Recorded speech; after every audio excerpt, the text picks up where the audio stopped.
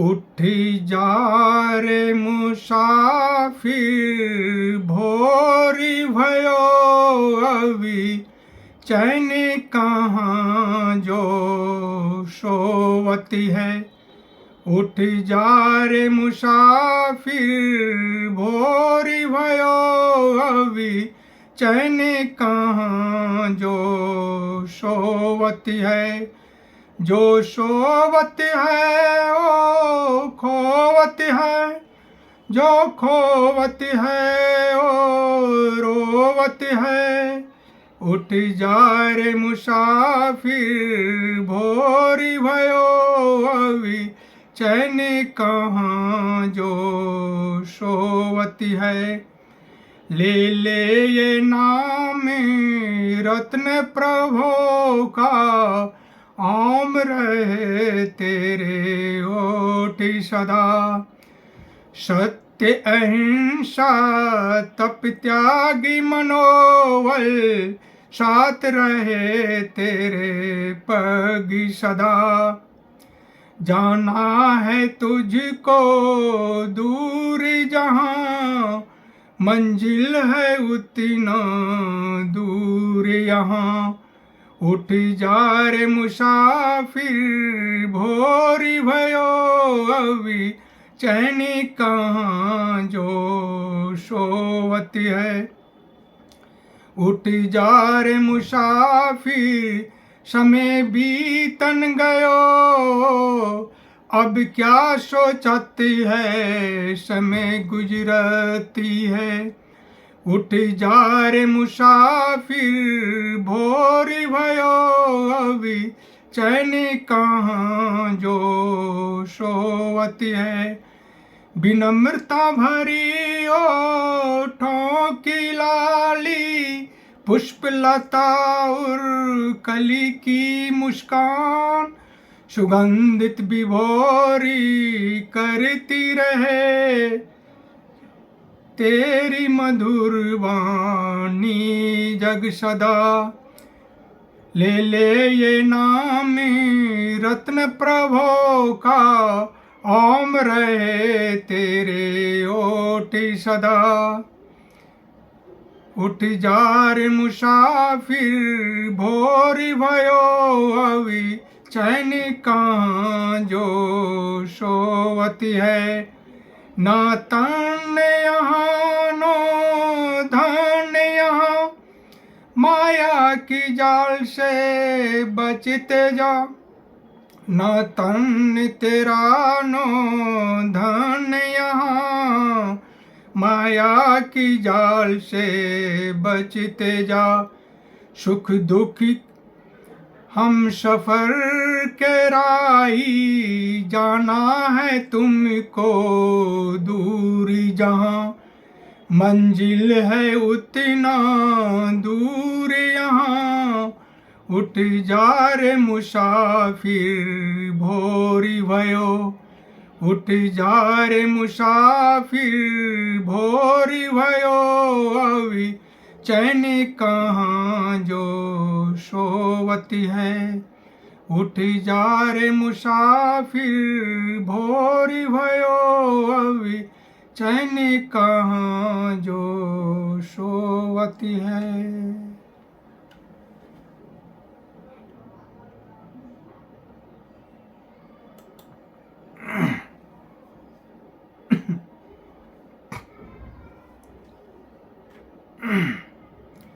भगवान की स्तुति कर लें।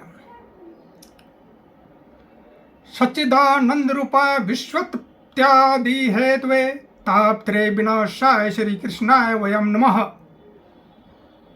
जन्मादस्य तो अन्व्यादि त्रस्सार्थस्वे भिज्ञेश्वराट तेने ब्रह्म हृदयो आदि कव्ये मुहन्त्ये यत् सूर्यः तेजो वारी मृदाम यथा विनिमयो यत्र त्रिसर्गो मृषः।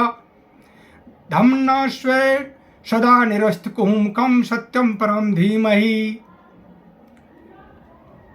सच्चिदानंद भगवान श्री कृष्ण को हम नमस्कार करते हैं, जो जगत की उत्पत्ति, स्थिति एवं प्रलय के हेतु तथा आध्यात्मिक आदि दैविक और आदि भौतिक, इन तीनों प्रकार के तापों का नाश करने वाले हैं, जिससे इस जगत का सर्जन, पोषण एवं विसर्जन होता है, क्योंकि वह सभी सत्य रूप पदार्थों में अनुगत है और असत पदार्थों से पृथक है, जड़ नहीं, चेतन है, परतंत्र नहीं, स्वयं प्रकाश है, जो ब्रह्मा अथवा हिरण्यगर्भ नहीं, प्रत्युत उन्हें अपने संकल्प से ही जिसने उस वेद ज्ञान का दान किया है, जिसके संबंध में बड़े बड़े विद्वान भी मोहित हो जाते हैं। जैसे तेजोमय सूर्य रश्मियों में जल का, जल में स्थल का और स्थल में जल का भ्रम होता है, वैसे ही जिसमें यह त्रिगुणमय जागृत, स्वप्न, सुषुप्त रूपा सृष्टि मिथ्या होने पर भी अधिष्ठान सत्ता से सत्व्याप्त प्रतीत हो रही है, उस अपनी स्वयं प्रकाश ज्योति से सर्वदा और सर्वथा माया और माया कार्य से पूर्णतः मुक्त रहने वाले सत्य रूप परमात्मा का हम ध्यान करते हैं। हरिओम तत्सत। नारायण नारायण नारायण नारायण।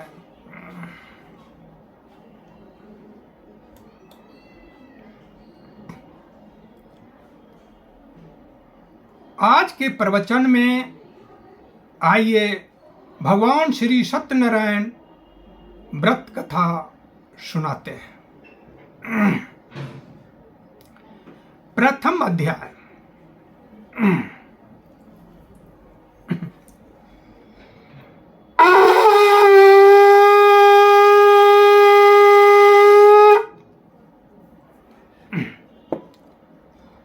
एक समय नैमिषारण्य 88,000 ऋषियों ने श्री सूत जी से पूछा, हे प्रभो, इस कलयुग में वेद विद्या रहित मनुष्यों को प्रभु भक्ति किस प्रकार मिलेगी तथा उनका उद्धार कैसे होगा? इसलिए हे मुनिश्रेष्ठ, कोई ऐसा व्रत कहिए जिससे थोड़े समय में पुण्य प्राप्त होवे तथा मन वांछित फल मिले। ऐसी कथा सुनने की हमारी इच्छा है। सर्वशास्त्र ज्ञाता सूत जी बोले, हे वैष्णवों में पूज्य, आप सबने सर्व प्राणियों के हित की बात पूछी है। अब मैं उस श्रेष्ठ व्रत को आप लोगों से कहूंगा जिस व्रत को नारद जी ने लक्ष्मी नारायण से पूछा था।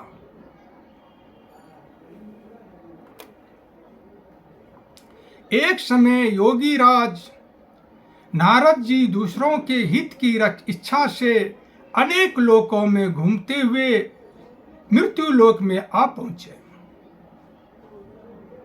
वहां बहुत योनियों में जन्मे हुए प्राय सभी मनुष्यों को अपने कर्मों के द्वारा अनेक दुखों से पीड़ित देखकर सोचा कि किस यत्न के करने से निश्चय ही इनके दुखों का नाश हो सकेगा। नारद जी ऐसा मन में सोचकर विष्णु लोक गए। वहां श्वेत वर्ण और 4 भुजाओं वाले देवों के इस नारायण को, जिनके हाथों में शंख, चक्र, गदा और पद्म थे तथा वरमाला पहने हुए थे, देखकर स्तुति करने लगे। हे भगवान, आप अत्यंत शक्ति से संपन्न हैं, मन तथा वाणी भी आपको नहीं पा सकती। आपका आदि मध्य और अंत नहीं है। निर्गुण स्वरूप सृष्टि के कारण भूत वो भक्तों के दुखों को नष्ट करने वाले हैं। आपको मेरा नमस्कार है। नारद जी से इस प्रकार की स्तुति सुनकर विष्णु भगवान बोले कि हे मुनि श्रेष्ठ, आपके मन में क्या है? आपका यहाँ किस काम के लिए आगमन हुआ है? निसंकोच कहो। तब नारद मुनि बोले, मृत्यु लोक में सब मनुष्य जो अनेक योनियों में पैदा हुए हैं, अपने कर्मों के द्वारा अनेक प्रकार के दुखों से दुखित हो रहे हैं। हे नाथ, मुझ पर दया रखते हो तो बतलाइए कि उन मनुष्यों के सब दुख थोड़े से प्रयत्न से ही कैसे दूर हो सकते हैं? श्री भगवान भी बोले, हे नारद, मनुष्यों की भलाई के लिए तुमने बहुत अच्छी बात पूछी है। जिस व्रत के करने से मनुष्य मोह से छूट जाता है, मैं वही कहता हूँ।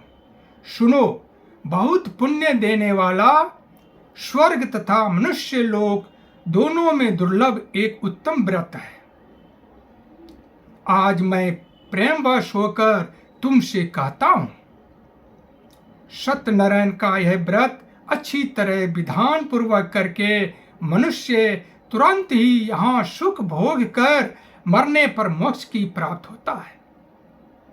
श्री भगवान के वचन सुनकर नारद मुनि बोले, उस व्रत का क्या फल है, क्या विधान है, किसने यह व्रत किया है और किस दिन यह व्रत करना चाहिए, विस्तार से बताइए।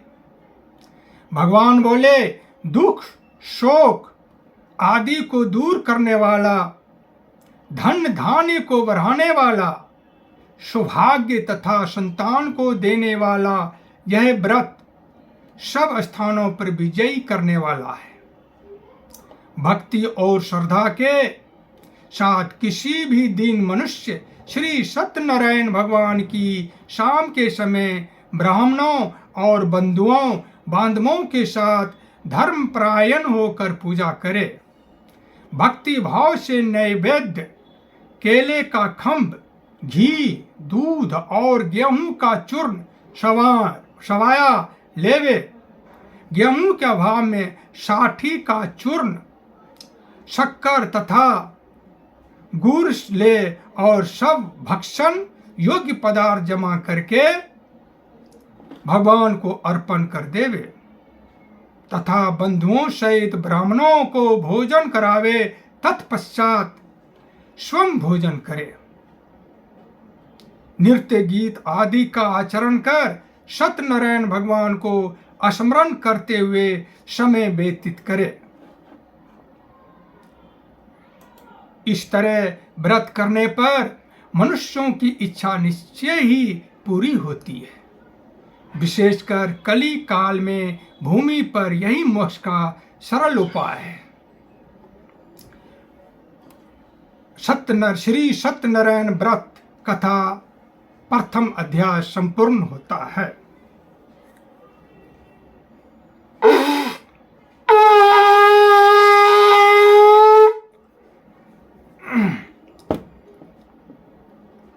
श्री सत्यनारायण व्रत कथा का द्वितीय अध्याय शुरू करता है। सूत जी बोले, हे ऋषियों, जिन्होंने पहले समय में इस व्रत को किया है, उनका वृत्तांत कहता हूं, ध्यान से सुनो। सुंदर काशीपुरी नगरी में अति निर्धन ब्राह्मण रहता था। वह भूख और प्यास से बेचैन हुआ नित्य ही पृथ्वी पर घूमता था। ब्राह्मणों से प्रेम करने वाले भगवान ने ब्राह्मण को दुखी देखकर बूढ़े ब्राह्मण का रूप धरकर उसके पास जा आदर के साथ पूछा, हे विप्र, नित्य दुखी हुआ पृथ्वी पर क्यों घूमता है? हे श्रेष्ठ ब्राह्मण, यह सब मुझसे कहो, मैं सुनना चाहता हूं। ब्राह्मण बोला, मैं बहुत निर्धन ब्राह्मण हूं, भिक्षा के लिए पृथ्वी पर फिरता हूं। हे भगवान, यदि आप इसका उपाय जानते हो तो कृपया कर कहो। वृद्ध ब्राह्मण बोला कि सत्यनारायण भगवान मनोवांछित फल को देने वाले हैं, इसलिए हे ब्राह्मण तू उनका पूजन कर, जिसके करने से मनुष्य सब दुखों से मुक्त होता है। ब्राह्मण को व्रत का सारा विधान बतलाकर बुरे ब्राह्मण का रूप धारण करने वाले सत्यनारायण भगवान अंतर्धान हो गए। जिस व्रत को वृद्ध ब्राह्मण ने बतलाया है मैं उसको अवश्य करूंगा, यह निश्चय करने पर उस ब्राह्मण को भी नींद नहीं आई। वह सवेरे उठा, सत्यनारायण के व्रत का निश्चय कर भिक्षा के लिए चल दिया। उस दिन उसको भिक्षा में बहुत सा धन मिला, जिससे बंधु बांधवों के साथ उसने सत्यनारायण का व्रत किया। उसके करने से वह ब्राह्मण सब दुखों से छूटकर अनेक प्रकार की संपत्तियों से युक्त हुआ। उस समय से वह ब्राह्मण हर मास व्रत करने लगा। इस तरह सत्यनारायण भगवान के व्रत को जो करेगा सब पापों से छूटकर मोक्ष को प्राप्त होगा। आगे जो पृथ्वी पर सत्यनारायण का व्रत करेगा वह मनुष्य सब दुखों से छूट जाएगा। इस तरह नारद जी ने सत्यनारायण का कहा हुआ यह व्रत तुमसे कहा। हे विप्र, अब मैं और क्या कहूं? ऋषि बोले, हे मुनीश्वर, संसार में इस ब्राह्मण से सुनकर किस किस ने इस व्रत को किया? हम सब वह सुनना चाहते हैं। इसके लिए हमारे मन में श्रद्धा है। सूत जी बोले, हे मुनियों, जिसने इस व्रत को किया है वह सब सुनो। एक समय वह ब्राह्मण धन और ऐश्वर्य के अनुसार बंधु बांधवों के साथ व्रत करने को तैयार हुआ। उसी समय एक लकड़ी बेचने वाला बूढ़ा आदमी आया और बाहर लकड़ियों को रखकर ब्राह्मण के मकान में गया। प्यास से दुखी लकड़हारा उनको व्रत करते देखकर ब्राह्मण को नमस्कार करके पूछने लगा कि आप यह क्या कर रहे हैं और इसके करने से क्या फल मिलता है? कृपा करके मुझसे कहिए। ब्राह्मण ने कहा, सब मनोकामनाओं को पूरा करने वाला यह सत्यनारायण भगवान का व्रत है। इसकी ही कृपा से मेरे यहाँ धन धान्य आदि की वृद्धि हुई है। ब्राह्मण से व्रत के बारे में जानकर लकड़हारा बहुत प्रसन्न हुआ। चरणामृत ले और प्रसाद खाने के बाद अपने घर को आया। लकड़हारे ने मन में इस प्रकार का संकल्प किया कि आज ग्राम में लकड़ी बेचने से जो धन मिलेगा उसी से सत्यनारायण देव का उत्तम व्रत करूंगा। यह मन में विचार कर वह बूढ़ा लकड़हारा लकड़ियां अपने सिर पर रखकर जिस नगर में धनवान लोग रहते थे वह ऐसे सुंदर नगर में गया। उस दिन वहां पर बूढ़े को उन लकड़ियों का दाम पहले दिनों से चौगुना मिला। तब वह बूढ़ा लकड़हारा दाम ले और अति प्रसन्न होकर पक्के केले की फली, शक्कर, घी, दूध, दही और गेहूं का चूर्ण इत्यादि सत्यनारायण भगवान के व्रत की कृत सामग्रियों को लेकर अपने घर गया।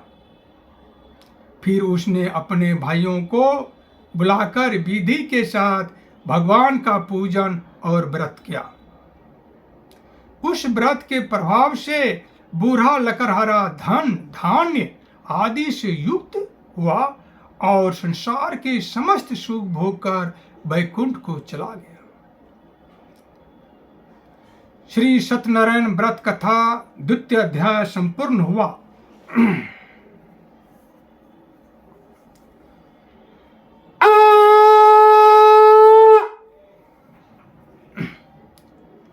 श्री सत्यनारायण व्रत कथा का तृतीय अध्याय। श्री सूत जी बोले, हे श्रेष्ठ मुनियों, अब मैं आगे की एक कथा कहता हूं। प्राचीन काल में उल्कामुख नाम का एक महान ज्ञानी राजा था। वह जितेंद्रिय और सत्य वक्ता था। प्रतिदिन मंदिरों में जाता तथा गरीबों को धन देकर उनके दुख दूर करता था। उसकी पत्नी कमल के समान सुंदर मुख वाली और सती साध्वी थी। एक दिन भद्रशिला नदी के तट पर वे दोनों विधि विधान सहित श्री सत्यनारायण भगवान का व्रत कर रहे थे। उस समय वहां साधु नामक एक वैश्य आया। उसके पास व्यापार के लिए बहुत सा धन था। वह वैश्य नाव को नदी किनारे पर ठहरा कर राजा के पास आया। राजा को व्रत करते हुए देखकर उसने विनम्रता पूर्वक पूछा, हे राजन, यह आप क्या कर रहे हैं? मेरी सुनने की इच्छा है। कृपया आप यह मुझे भी समझाइए। महाराज उल्कामुख ने कहा, हे साधु वैश्य, मैं अपने बंधु बांधवों के साथ पुत्र की प्राप्ति के लिए श्री सत्यनारायण भगवान का व्रत व पूजन कर रहा हूं। राजा के वचन सुनकर साधु नामक वैश्य ने आदर से कहा, हे राजन, मुझे भी इसका संपूर्ण विधि विधान बताएं। मैं भी आपके कहे अनुसार इस व्रत को करूंगा। मेरी भी कोई संतान नहीं है। मुझे विश्वास है इस उत्तम व्रत को करने से अवश्य ही मुझे संतान होगी। राजा से व्रत के सब विधान सुन व्यापार से निर्वृत्त हो वह वैश्य सुखपूर्वक अपने घर आया। उसने अपनी पत्नी को संतान देने वाले उस व्रत के विषय में सुनाया और प्रण किया कि जब मेरे संतान होगी तब मैं इस व्रत को करूंगा। वैश्य ने यह वचन अपनी पत्नी लीलावती से भी कहे। एक दिन उसकी पत्नी लीलावती श्री सत्यनारायण भगवान की कृपा से गर्भवती हो गई। 10वें महीने में उसने एक अति सुंदर कन्या को जन्म दिया। दिनों दिन वह कन्या इस तरह बढ़ने लगी जैसे शुक्ल पक्ष का चंद्रमा बढ़ता है। कन्या का नाम उन्होंने कलावती रखा। तब लीलावती ने मीठे शब्दों में अपने पति को याद दिलाया कि आपने जो भगवान का व्रत करने का संकल्प किया था, अब आप उसे पूरा कीजिए। साधु वैश्य ने कहा, हे प्रिय, मैं कलावती के विवाह पर इस व्रत को करूंगा। इस प्रकार अपनी पत्नी को आश्वासन दे वह व्यापार करने विदेश चला गया। कलावती पितृगृह में वृद्धि को प्राप्त हो गई। लौटने पर साधु ने जब नगर में सखियों के साथ अपनी वयस्क होती पुत्री को खेलते देखा तो उससे उसके विवाह की चिंता हुई। तब उसने एक दूत को बुलाकर कहा कि उसकी पुत्री के लिए कोई सुयोग्य वर देकर लाए। द्रुत साधु नामक वैश्य की आज्ञा पाकर कंचन नगर पहुंचा और देखभाल कर वैश्य की कन्या के लिए एक सुयोग्य बनिक पुत्र ले आया। उस सुयोग्य लड़के के साथ साधु नामक वैश्य ने अपने बंधु बांधवों सहित प्रसन्नचित्त होकर अपनी पुत्री का विवाह कर दिया। दुर्भाग्य से वह विवाह के समय भी सत्यनारायण भगवान का व्रत करना भूल गया। इस पर श्री सत्यनारायण भगवान अत्यंत क्रोधित हो गए। उन्होंने वैश्य को श्राप दिया कि तुम्हें दारुण दुख प्राप्त होगा, यानी बहुत दुख प्राप्त हुआ, बहुत दुख कष्ट होगा।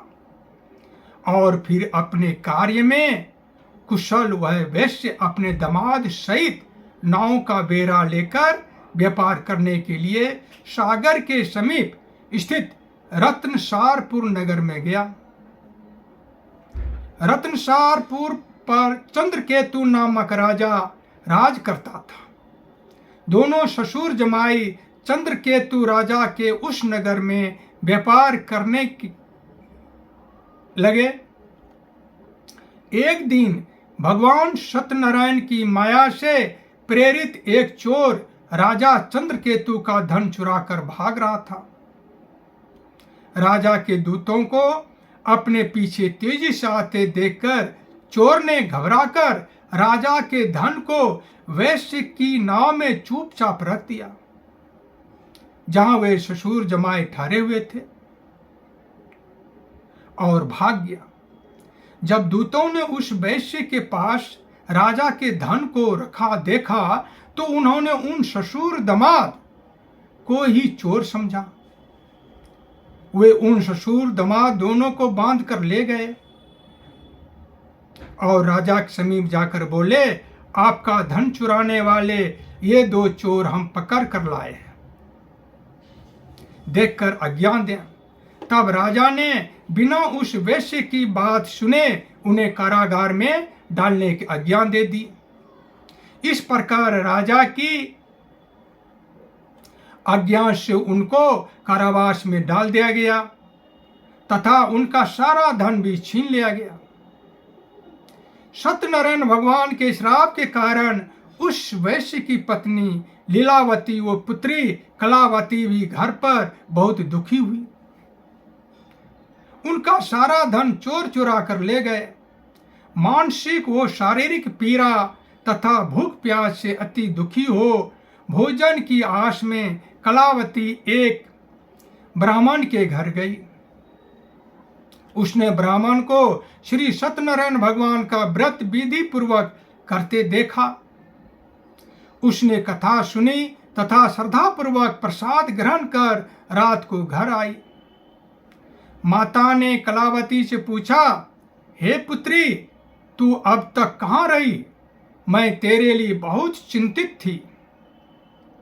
माता के शब्द सुन कलावती बोली, हे माता, मैंने एक ब्राह्मण के घर श्री सत्यनारायण भगवान का व्रत होते देखा है और मेरी भी उस उत्तम व्रत को करने की इच्छा है। माता ने कन्या के वचन सुनकर सत्यनारायण भगवान के पूजन की तैयारी की। उसने बंधुओं सहित श्री सत्यनारायण भगवान का पूजन व व्रत किया और वर मांगा कि मेरे पति और दामाद शीघ्र ही घर लौट आए। साथ ही विनती की कि हे प्रभु, अगर हमसे कोई भूल हुई हो तो हम सबका अपराध क्षमा करें। श्री सत्यनारायण भगवान इस व्रत से प्रसन्न हो गए। उन्होंने राजा चंद्रकेतु को स्वप्न में दर्शन देकर कहा, हे राजन, जिन दोनों वैश्यों को तुमने बंदी बना रखा है वे निर्दोष है। उन्हें प्रातः ही छोड़ दो। उनका सब धन जो तुमने अधिगृहित किया है लौटा दो, अन्यथा मैं तुम्हारा राज्य, धन, पुत्रादि सब नष्ट कर दूंगा। राजा से ऐसे वचन कहकर भगवान अंतर्धान हो गए। और फिर प्रातः काल राजा चंद्रकेतु ने दरबार में सबको अपना स्वप्न सुनाया और सैनिकों को आज्ञा दी कि दोनों वैश्यों को कैद से मुक्त कर दरबार में ले आओ। दोनों ने आते ही राजा को प्रणाम किया। राजा ने कोमल वचनों में कहा, हे महानुभाव, तुम्हें अज्ञानतावश ऐसा कठिन दुख प्राप्त हुआ है। अब तुम्हें कोई भय नहीं है, तुम मुक्त हो। इसके बाद राजा ने उनको नए नए वस्त्राभूषण पहनावाए तथा उनका जितना धन लिया था उससे दुगुना लौटाकर आदर से विदा किया। दोनों वैश्य अपने घर को चल दिए।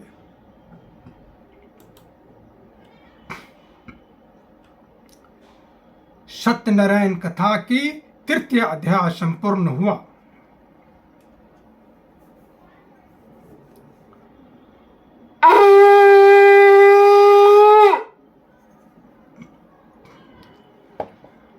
श्री सत्यनारायण व्रत कथा का चतुर्थ अध्याय।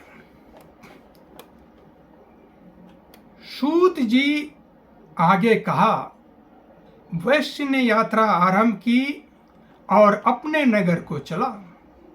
उनके थोड़ी दूर आगे बढ़ने पर दंडी वेशधारी श्री सत्यनारायण भगवान ने उसकी परीक्षा लेने हेतु उससे पूछा, हे वैश्य, तेरी नाव में क्या है? अभिमानी वणिक हंसता हुआ बोला, हे दंडी, आप क्यों पूछते हैं? क्या धन लेने की कामना है? मेरी नाव में तो बेल के पत्ते भरे हैं। वैश्य के ऐसे वचन सुनकर दंडी वेशधारी श्री सत्यनारायण भगवान बोले, तुम्हारा वचन सत्य हो। ऐसा कहकर वे वहां से चले गए और कुछ दूर जाकर समुद्र के तट पर बैठ गए।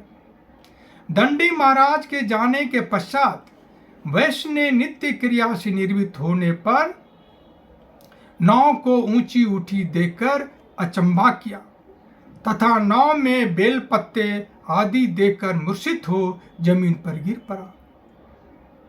मूर्छा खुलने पर अति शोक करने लगा।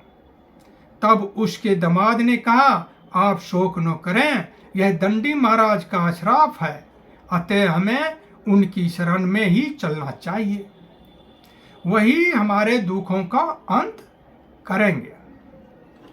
दामाद के वचन सुनकर वह वैश्य दंडी भगवान के पास पहुंचा और अत्यंत भक्ति भाव से पश्चाताप करते हुए बोला, मैंने जो आपसे और सत्य वचन कहे थे उनके लिए मुझे क्षमा करें। ऐसा कहकर वह शोकातुर हो रोने लगा। तब दंडी भगवान बोले, हे वणिक पुत्र, मेरी आज्ञा से ही बार बार तुझे दुख कष्ट प्राप्त हुआ है। तू मेरी पूजा से विमुख हुआ है। तब उस वैश्य ने कहा, हे भगवान, आपकी माया को ब्रह्मा आदि देवता भी नहीं जान पाते, तब मैं मूर्ख भला कैसे जान सकता हूं? आप प्रसन्न होइए, मैं अपनी क्षमता अनुसार आपकी पूजा करूंगा। मेरी रक्षा कीजिए और मेरी नौका को पहले के समान धन से परिपूर्ण कर दीजिए। उसके भक्ति से परिपूर्ण वचन सुनकर श्री सत्यनारायण भगवान प्रसन्न हो गए और उसकी इच्छा अनुसार वर देकर अंतर्धान हो गए। तब ससुर और दामाद दोनों ने नाव पर आकर देखा कि नाव धन से परिपूर्ण है। फिर वह विधि विधान से भगवान सत्यनारायण का पूजन कर साथियों सहित अपने नगर को चला। जब वह अपने नगर के निकट पहुंचा, तब उसने एक दूत को अपने घर भेजा। दूत ने साधु नामक वैश्य के घर जाकर उसकी पत्नी को नमस्कार किया और कहा, आपके पति अपने जमाता सहित इस नगर में समीप आ गए। लीलावती और उसकी कन्या कलावती उस समय भगवान का पूजन कर रही थी।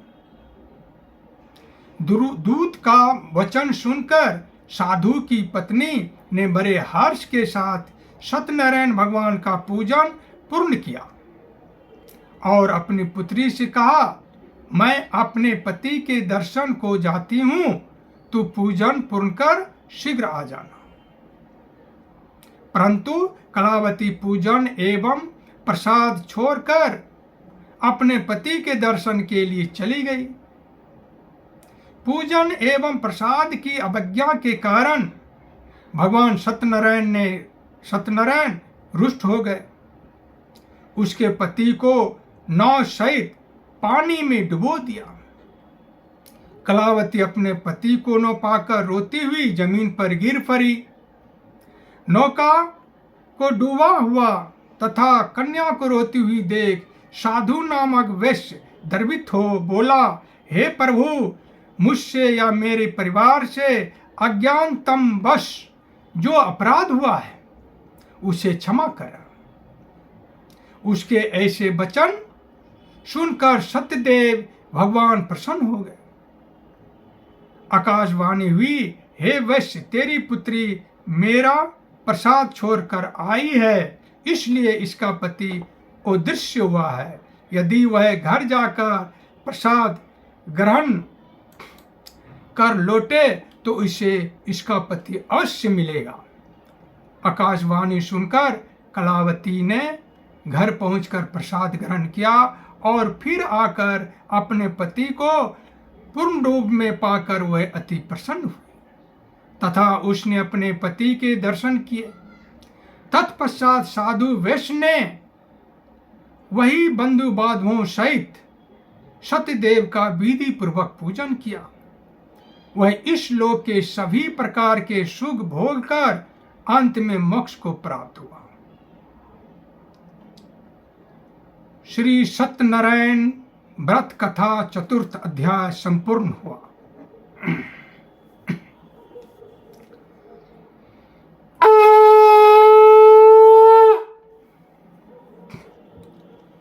श्री सत्यनारायण व्रत कथा पंचम अध्याय।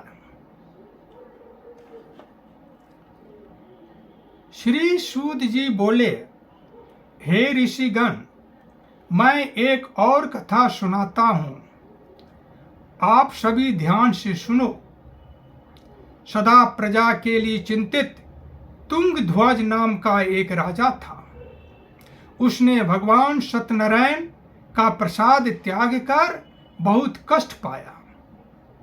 एक समय राजा वन में पशुओं को मारकर बट वृक्ष के नीचे आया। वहां उसने ग्वालों को भक्ति भाव से बंधु बांधवों सहित श्री सत्यनारायण जी का पूजन करते देखा। परंतु राजा देखकर भी अभिमान के कारण नो तो वहां गया और नो ही सत्यदेव भगवान को नमस्कार ही किया। जब ग्वालों ने भगवान का प्रसाद उसके सामने रखा तो वह प्रसाद छोड़कर अपने नगर को चला गया।